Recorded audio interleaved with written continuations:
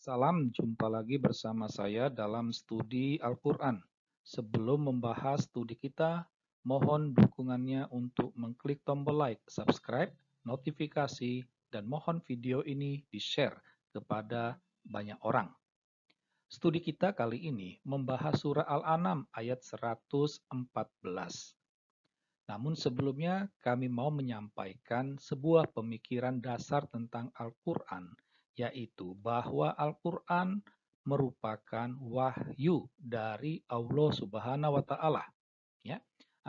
Jadi kalau Anda mau mengikuti studi ini, pertama-tama Anda harus menerima konsep ini. Al-Quran merupakan wahyu dari Allah.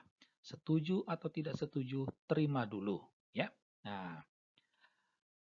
jadi apa yang tertulis di dalam Al-Quran itu diyakini sebagai kata-kata Allah sendiri.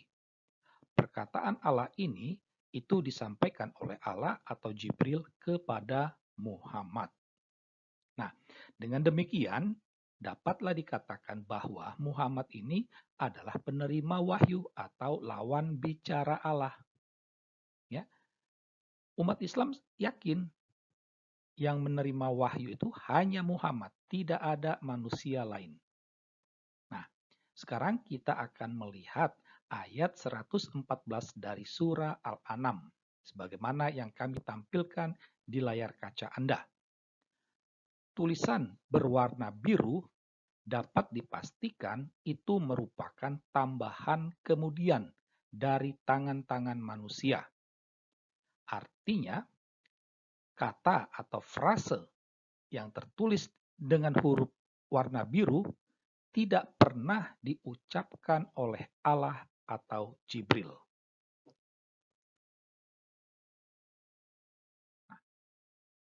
Setelah kita hilangkan ya tulisan berwarna biru, maka inilah sejatinya kata-kata Allah. Inilah sejatinya wahyu Allah. Apakah aku mencari selain Allah sebagai hakim, padahal dialah yang menurunkan kitab kepadamu secara terperinci. Orang-orang yang telah kami anugerahi kitab suci mengetahui sesungguhnya itu diturunkan dari Tuhanmu dengan benar. Nah, saya tidak mau membahas soal tafsiran. Saya hanya mau mengajak Anda untuk melihat kata ganti. Ya, yang pertama kita lihat kata ganti untuk Allah, yaitu Dia dan kami. Bayangkan, dalam satu ayat, dalam satu kalimat, ya, Allah menggunakan kata ganti untuk dirinya itu dua, ya, itu. Karena apa? Karena kata dia dan kami ini ditafsirkan sebagai Allah. Itu, ya.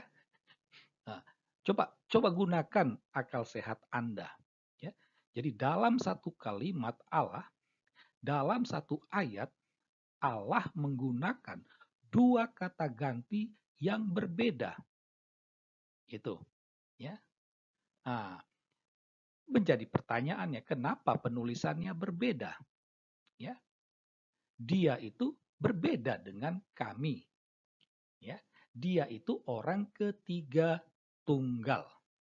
Sedangkan kami orang pertama jamak. Itu. Ya.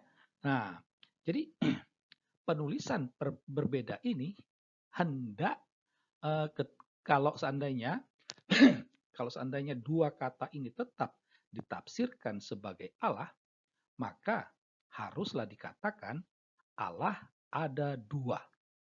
Mau tidak mau, itu konsekuensi logis. Itu. Ini yang pertama, agak aneh. Ya bagi orang yang waras ini tidak masuk akal. Gitu. Nah, berikut berikut itu adalah aku.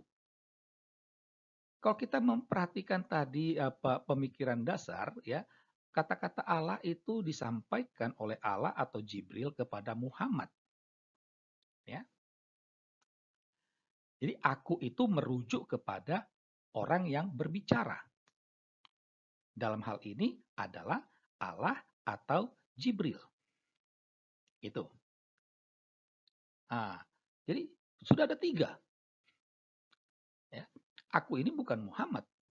Masa kalau saya ngomong, ya, aku, masa aku itu Anda? Tak mungkin kan? Anda itu pendengar. Anda itu adalah lawan bicara saya. Jadi kalau saya bilang aku itu merujuk kepada saya. Jadi aku itu merujuk kepada Allah atau Jibril, bukan Muhammad. Gitu, ya. Nah, kalau kita coba mengadakan pemetaan, ya, seandainya aku itu adalah Jibril, maka dia itu adalah Allah. Sedangkan kami itu adalah Jibril dan Allah. Itu logikanya. Dengan demikian, Jibril itu setara dengan Allah. Nah, tapi biar bagaimanapun tampak jelas kalau seandainya bahwa kalimat di atas itu disampaikan oleh Jibril, jelas itu bukan wahyu Allah, tetapi perkataan Jibril. Kalau dikatakan itu merupakan aku itu tetap dimaknai sebagai Muhammad, maka kalimat di atas itu adalah kalimat Muhammad yang kemudian dijualnya sebagai wahyu Allah. Gitu. Nah, dari penjelasan di atas, kita dapat ambil kesimpulan. Ya. Al-Quran bukanlah kitab yang jelas.